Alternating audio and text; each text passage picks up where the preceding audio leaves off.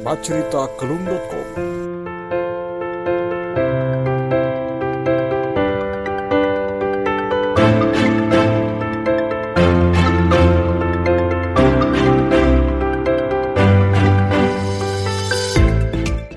Baik, pendengar baceritakelung.com, kita jumpa lagi dalam program acara ini untuk episode kedua. Bacerita adalah podcast kelung.com yang menyajikan dialog atau wawancara dengan orang-orang yang memberi inspirasi.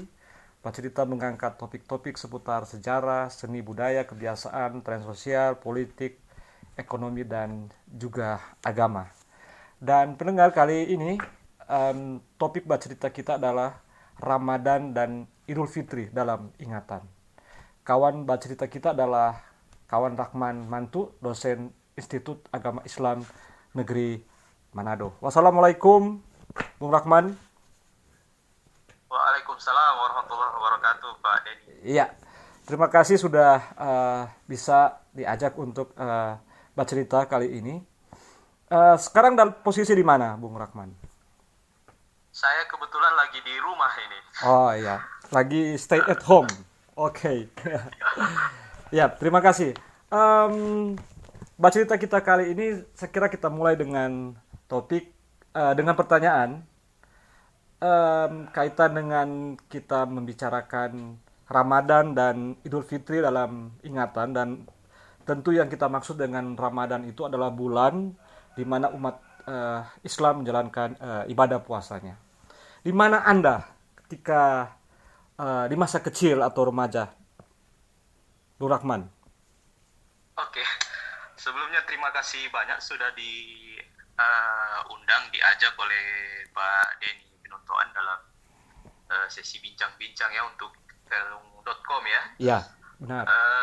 Pertama-tama mungkin saya mau bicara dulu berkaitan dengan sebenarnya kenapa kemudian Ramadan dan Idul Fitri ini adalah momen yang spesial ya untuk umat Islam di seluruh dunia, bukan hanya di Indonesia. Jadi memang bulan Ramadan ini adalah bulan ke-9 di kalender Hijriah.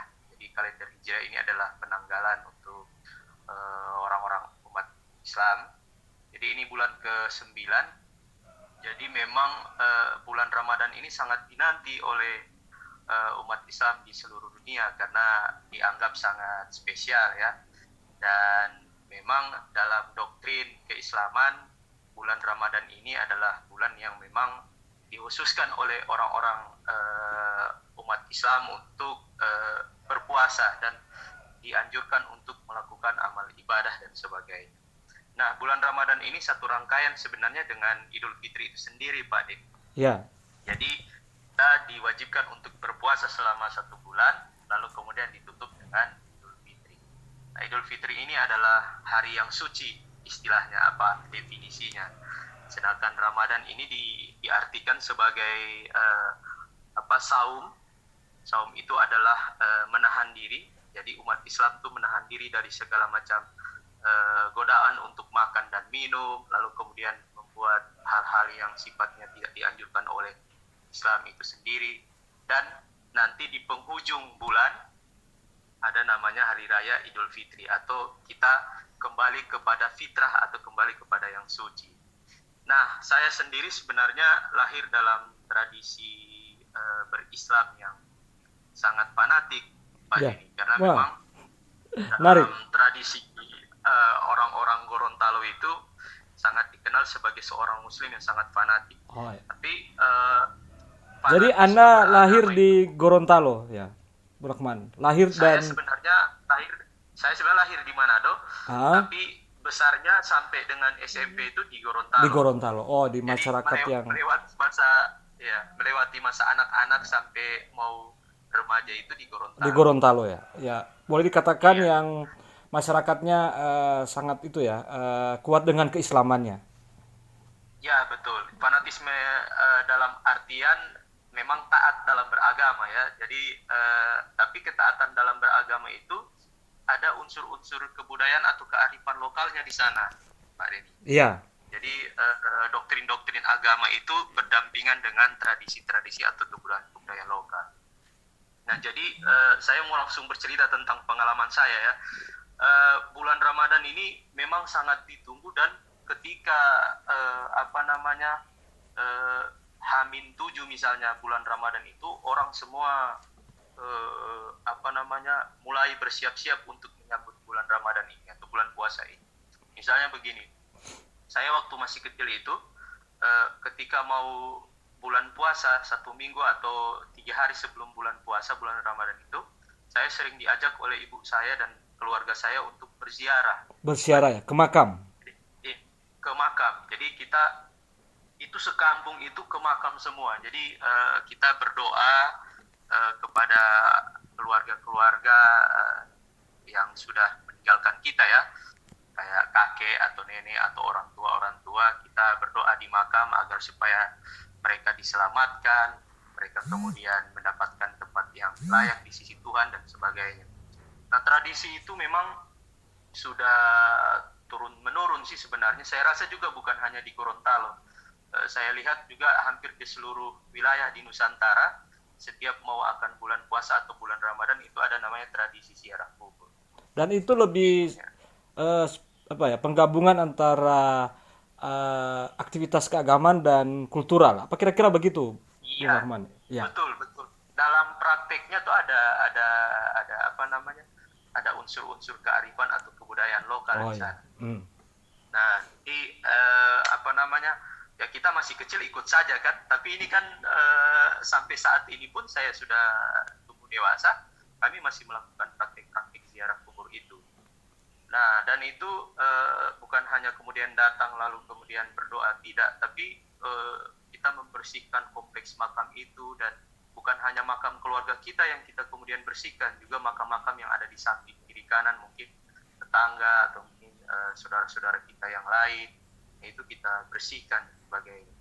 Nah, selain itu, Pak Denny, selain tradisi ziarah kubur, saya lihat dan saya perhatikan betul-betul 3 hari sebelum bulan puasa, rumah itu harus bersih, Pak Denny. Harus bersih ya?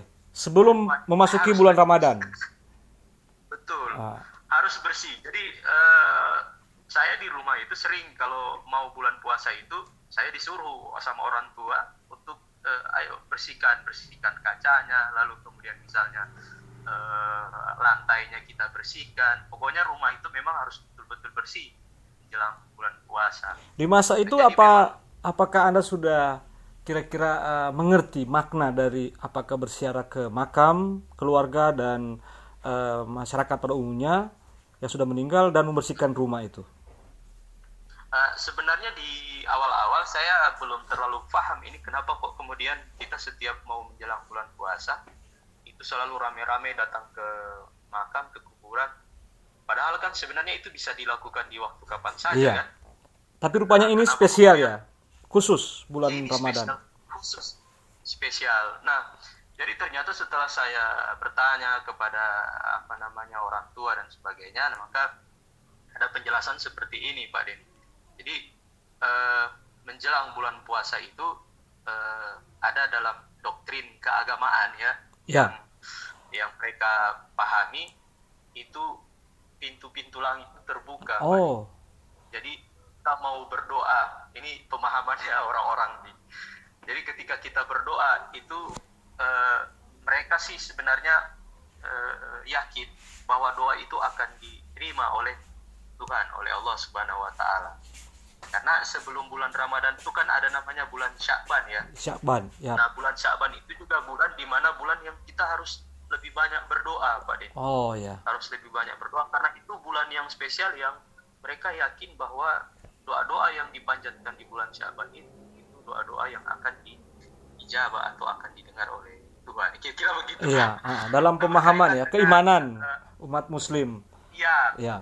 Ya, ini sebenarnya kepercayaan ya, Pak Den ya. Nah, lalu kemudian bersih-bersih rumah itu sebenarnya ya saya sih tidak pernah bertanya ya berkaitan dengan apa sih maknanya kita harus membersih rumah, membersihkan halaman rumah dan sebagainya. Itu kan juga bisa dilakukan di waktu kapan saja, tapi ini semacam sudah menjadi tradisi. Tradisi yang mirip sebenarnya terdapat juga di kalangan orang-orang Kristen Minahasa sebelum atau di permulaan bulan Desember itu keluarga-keluarga melakukan ziarah makam untuk membersihkan makam dan juga membersihkan rumah yang dalam pengertiannya bahwa bulan Desember itu nanti Natal dan Januari itu tahun baru itu selain dalam rangka mempersiapkan diri ya, kesucian diri dan sebagainya, tapi juga untuk menerima tamu. Jadi ada aspek hospitalitasnya, baik tamu secara rohani, yaitu Yesus Kristus, Tuhan Allah, tapi juga tamu-tamu sesama. Maka rumah harus dibersihkan, makam harus dibersihkan. Nah itu dalam pemahaman orang-orang Kristen Minahasa. Dan tapi menarik karena orang-orang Muslim Gorontalo yang dimana Anda melewati masa kecil dan remaja juga melakukan itu. Kira-kira demikian. Ya, di masa kecil atau remaja di Gorontalo, apa yang masih Anda ingat sampai sekarang di saat bulan Ramadan atau Idul Fitri? Apakah itu ada keramaian-keramaian, kreativitas-kreativitas anak-anak dan sebagainya? Oh iya, siap. Nah, jadi kalau di Gorontalo, saya rasa juga sama ketika saya datang ke Manado ya, Ya. Pak Denny ya. Nah, memang Muslim di Manado juga sangat dekat atau erat kaitannya Tradisi ya. dengan tradisi Muslim di Batak juga ya. Nah, jadi di bulan Ramadan itu memang intensitas pertemuan antar orang itu makin tinggi, Pak Denny. Iya. Jadi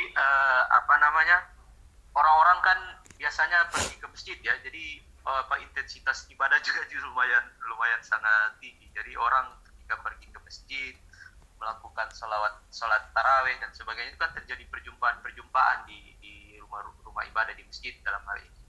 Jadi memang orang-orang yang selama misalnya 1 tahun itu jarang bertemu, tapi di saat bulan Ramadan, bulan puasa itu pertemuan itu Intensitas sering tinggi ya.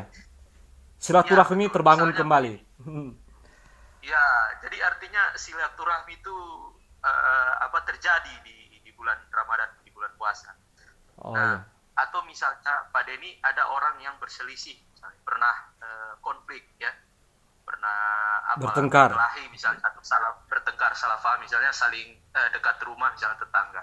Nah, itu biasanya di bulan puasa terjadi di situ semacam Perdamaian. perjumpaan. Ya, lalu kemudian ada permohonan maaf, permintaan maaf telah melakukan kesalahan dan sebagainya. Karena saya mendengar dari orang tua saya atau guru-guru agama saya mengaji, di bulan puasa itu kita harus berdamai dengan orang-orang yang pernah berselisih dengan kita. Karena ketika kita melaksanakan ibadah di bulan puasa tapi kemudian kita masih mempunyai kesalahan-kesalahan misalnya di bulan-bulan sebelumnya, itu maka mereka katakan kita tidak afdol itu kita tidak sepenuhnya tidak mantap dalam beribadah. Tidak totalitas. Karena itu kan sering tidak kalau total. mau bulan puasa itu kan ada selamat menunaikan ibadah puasa, mohon maaf dan sebagainya kan. Ya. Jadi intensitas komunikasi di bulan puasa itu lumayan sangat tinggi.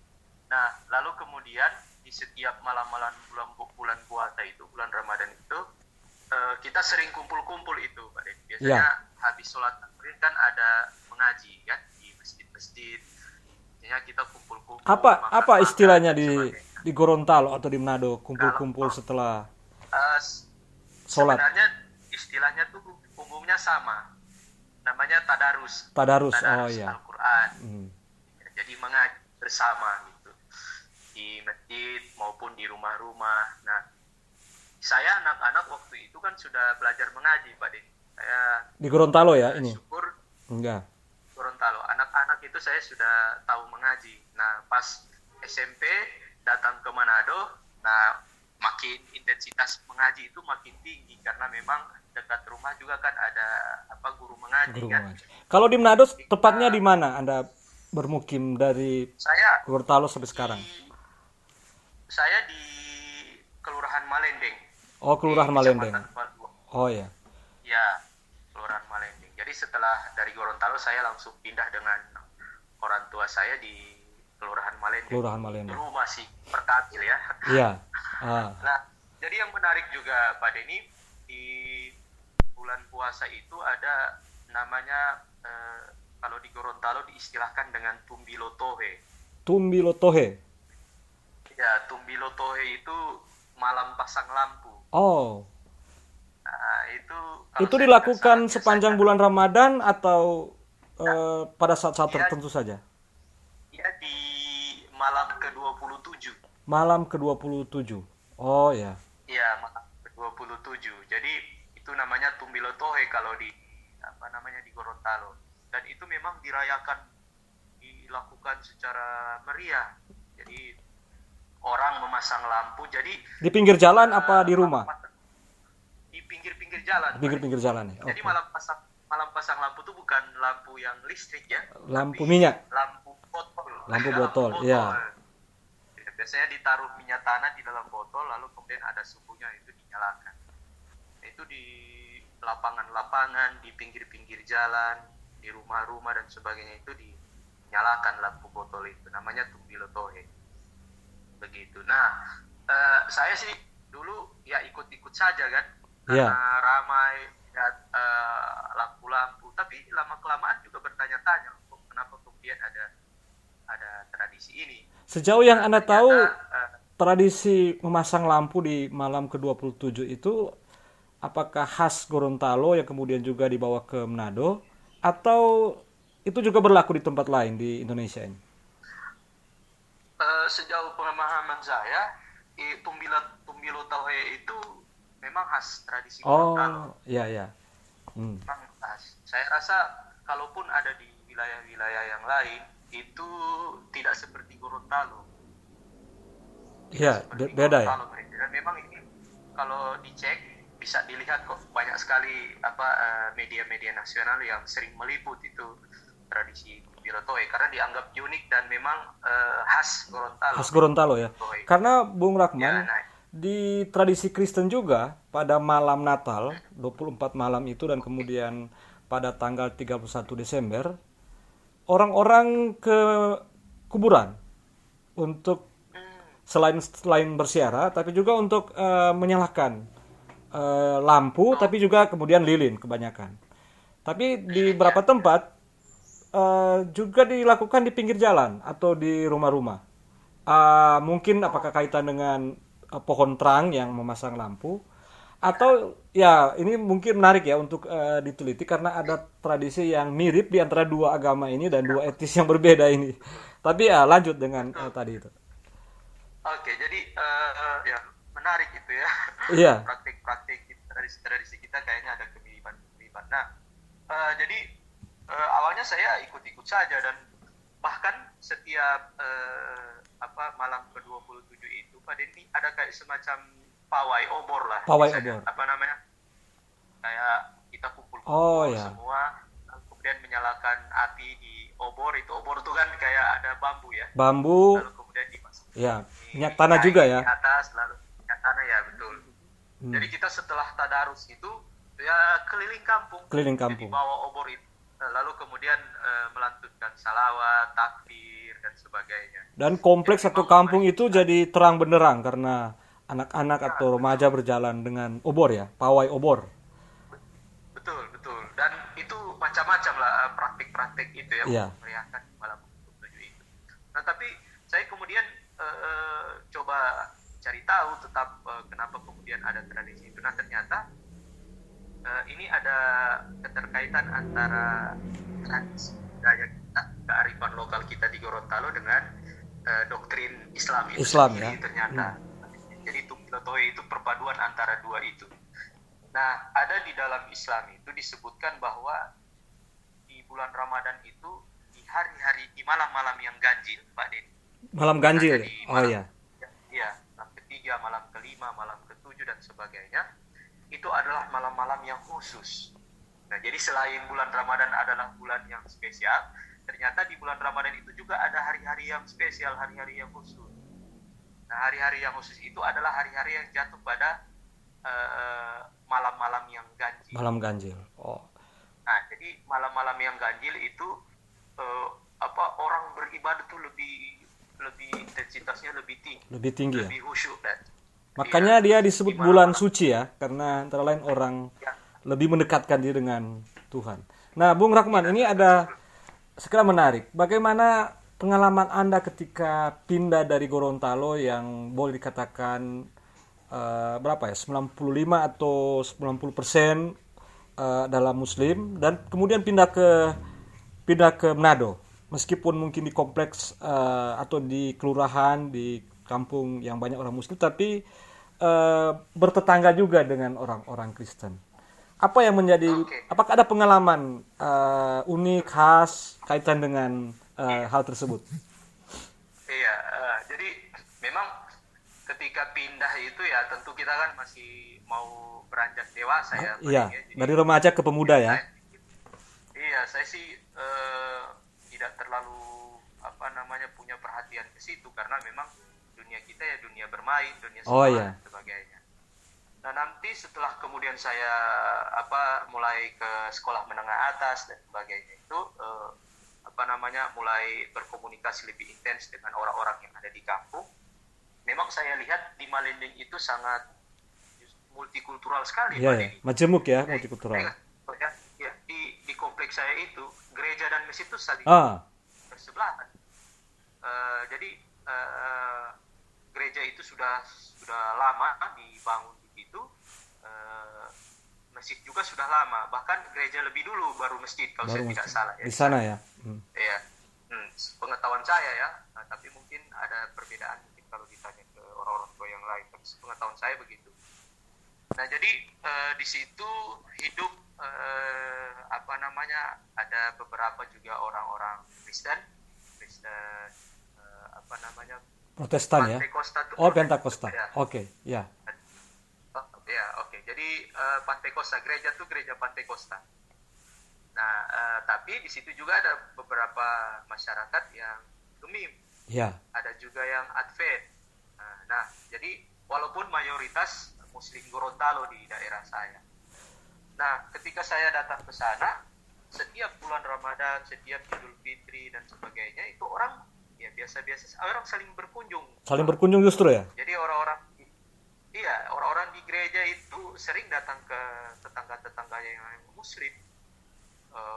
Apa namanya? Bahkan ketika ada ibadah sholat Idul Fitri misalnya di masjid saya, itu orang-orang di gereja datang untuk duduk-duduk di kompleks masjid yang Ya. mungkin dalam rangka untuk menjaga.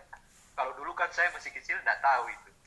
Jadi saya perhatikan ada orang berbaju hitam-hitam datang duduk-duduk di kompleks masjid saya. Awalnya saya berpikir waktu SMP ya masih loh kenapa kok ada orang Kristen datang ke masjid saya Ya. baju hitam-hitam lagi. Ah, Ini mau apa misalnya mau menyerbu atau apa? Oh ternyata tidak, ternyata mereka mau menjaga proses sholat Surat Idul kita Fitri. dan Itu di tahun ketika 2000-an mereka awal, Bu Rahman. 2000-an awal.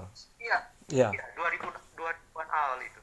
Nah Oke. ketika mereka datang saya lihat ada orang-orang Muslim di kampung saya yang mengeluarkan kue kering. Ah, Jadi mereka ketika datang yang orang-orang gereja itu duduk lalu disuguhi dengan disuguhi kue. kue kering, lalu kemudian diberikan kopi, ada yang kasih keluar minuman-minuman ringan. Nah lalu kemudian orang-orang Muslim di kampung saya sholat seperti biasa Ya. dan teman-teman yang di gereja itu ya duduk-duduk di kopi. Nah itu lama-lama saya mengerti bahwa ternyata ini bagian dari menjaga kerukunan, bagian dari upaya-upaya untuk Yang mengenal mungkin siapa masyarakat. ketika ya di masa kecil sampai remaja di Gorontalo Anda tidak mengalami hal seperti itu ya. Saya tidak pernah Iya. melihat hal itu.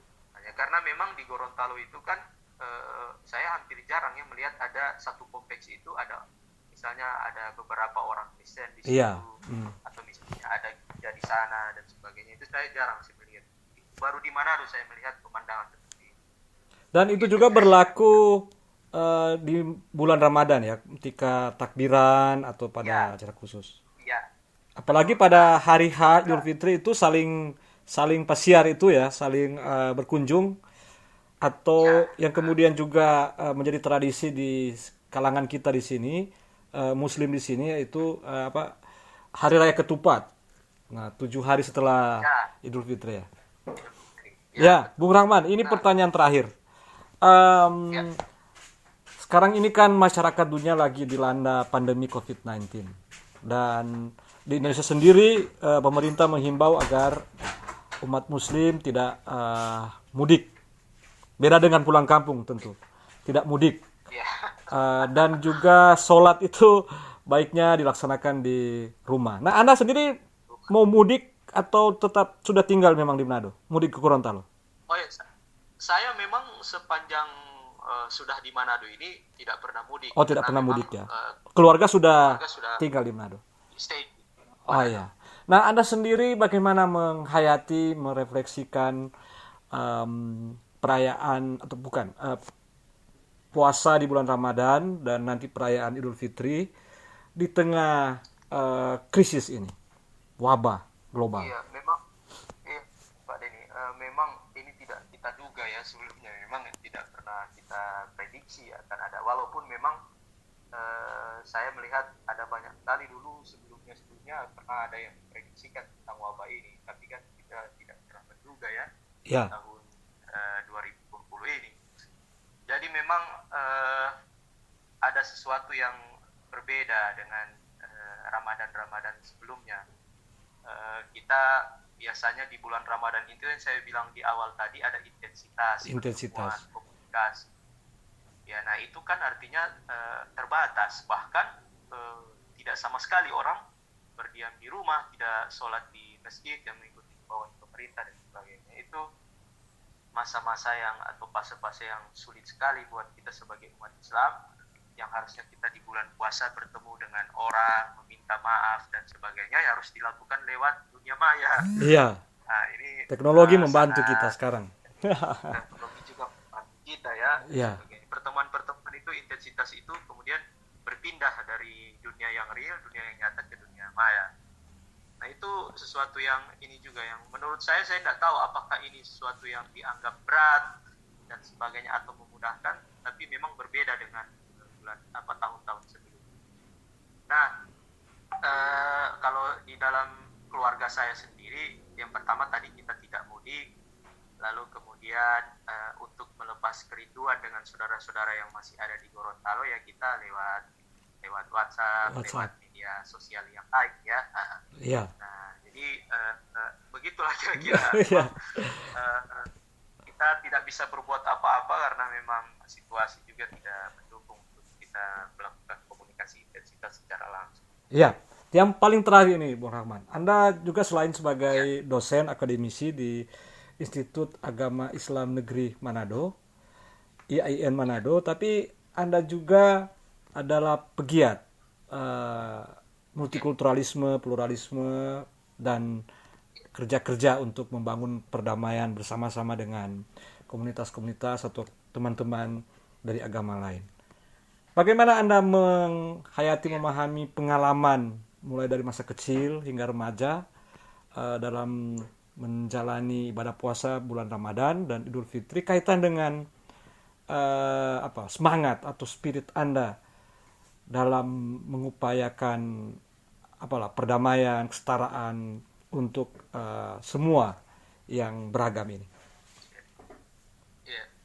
Jadi saya sih sebenarnya secara pribadi ya yakin bahwa segala macam ibadah, segala macam hal-hal yang berkaitan dengan tuntunan-tuntunan atau tuntutan-tuntutan di dalam Islam itu sendiri itu adalah semuanya untuk kemanusiaan. Kemanusiaan ya. Jadi ya semuanya adalah untuk kemanusiaan apapun itu. Jadi memang ketika kita berbicara tentang Islam itu sendiri, dari definisinya saja ya kita sudah tahu bahwa Islam itu adalah agama yang mengajak kita untuk saling berkasih sayang, saling berdamai antara satu sama yang lain dan sebagainya. Nah, jadi praktik-praktik ibadah kita misalnya seperti bulan Ramadan, seperti hari raya Idul Fitri, itu memang betul-betul adalah bukan hanya sebagai media untuk kita Islam sendiri berhubungan dengan sesama umat Islam kita, atau misalnya berhubungan dengan Allah Subhanahu wa taala, tidak, tapi kemudian praktik-praktik puasa Ramadan atau hari raya Idul Fitri itu juga memang media untuk kita berinteraksi atau berkomunikasi, menjalin hubungan dengan umat beragama yang lain. Tadi saya sudah kasih contoh, misalnya ada orang Kristen yang datang menjaga rumah ibadah, atau misalnya hari raya Idul Fitri ada yang saling berkunjung dan sebagainya. Itu artinya menandakan bahwa ibadah yang kita laksanakan itu kemudian bermakna atau berfungsi, bertujuan tidak hanya untuk kemudian menjalin hubungan antara kita sesama umat Islam, tapi juga menjalin hubungan dengan umat beragama yang lain.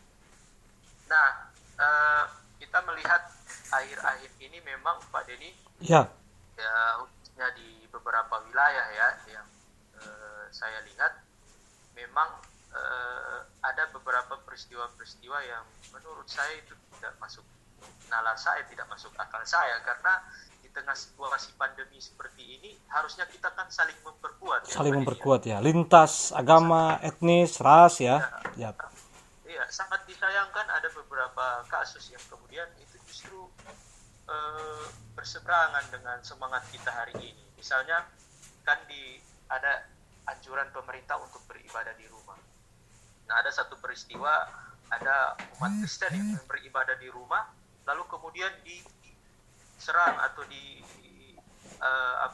dilabrak oleh orang-orang Muslim, orang tertentu ya, beribadah.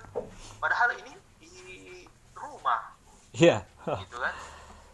Ini kan fenomena ini masih terus berlanjut ya, ini benturan antar umat beragama ini. Walaupun memang ya itu sih sebagian kecil saja ya mungkin ada latar belakang ya. Kasus insiden tertentu ya, kasus tertentu, kasuistik lah katakanlah begitu. Betul. Itu tidak menggambarkan seluruh Jadi saya sih masih menyayangkan peristiwa-peristiwa seperti itu di tengah situasi kita yang sangat sulit seperti ini. Harusnya kita saling menguatkan, saling memperkuat solidaritas dan sebagainya. Masih ada peristiwa-peristiwa seperti ini. Nah, mudah-mudahan sebenarnya situasi sulit seperti ini justru memperkuat ya kita, Pak Denny, solidaritas kita. Jadi ya wabah ini kan tidak memandang suku, agama, ras. Siapa saja bisa kena virus dan membawa virus. Saya sebenarnya melihat selain terkait dengan virus ini ya, dari pendekatan kesehatan, ekonomi dan sebagainya, saya melihat ikatan sosial antar warga negara itu kelihatan sangat kuat sekali. Sangat kuat ya. Orang berdonasi, orang berinisiatif untuk mengumpulkan sedekah dan sebagainya. Lalu kemudian sedekah itu tidak hanya diberikan kepada orang Islam misalnya, tapi juga diberikan kepada orang-orang Kristen, orang-orang Buddha, orang-orang Konghucu yang terdampak wabah ini. Nah, ini sebenarnya situasi-situasi sulit seperti ini justru mudah-mudahan makin memperkuat hubungan antar umat beragama kita ya, Pak Denny. Iya, karena memang kita betul-betul diuji. Nah, apakah kita masih sektarian pandemi atau wabah ini? Ini sesuatu yang ada baiknya dihindari sebetulnya. Oke. Itu kira-kira. Terima kasih Bung Rahman. Poin terakhir tadi saya kira menarik. Agama-agama itu akhirnya bertemu untuk saling berbagi, bersolidaritas ketika menghadapi masalah bersama yang menerpa kehidupan bersama, dan itu kemudian menjadi masalah kemanusiaan. Dan nilai-nilai agama mestinya mendorong setiap orang untuk melakukan kerja bersama dalam mengatasi masalah bersama, dan kemudian solidaritas dan lain sebagainya. Terima kasih Bung Rahman yang telah berbagi banyak sekali cerita yang inspiratif bagi kita, terutama kaitan dengan Ramadan, di mana saatnya umat muslim menjalankan ibadah puasa, tapi juga sebenarnya lebih dari itu, pada bulan itulah intensitas silaturahmi, saling memaafkan terjadi, dan kemudian di saat merayakan Idul Fitri, selain memang itu sebagai sebuah tuntutan agama, peristiwa keagamaan, tapi juga kemudian dia berdimensi sosial dan bahkan lebih luas menjadi sebuah peristiwa multikultural seperti yang menjadi pengalaman teman kita, kawan kita Rahman ketika dia hijrah dari Gorontalo ke Manado. Nah, demikian episode kedua Bercerita, sebuah program acara podcast kelung.com. Terima kasih Bung Rahman yang telah bersedia diajak untuk berbicara, berbagi tentang Ramadan dan Idul Fitri. Demikian pendengar Bercerita kelung.com. Bercerita kelung.com.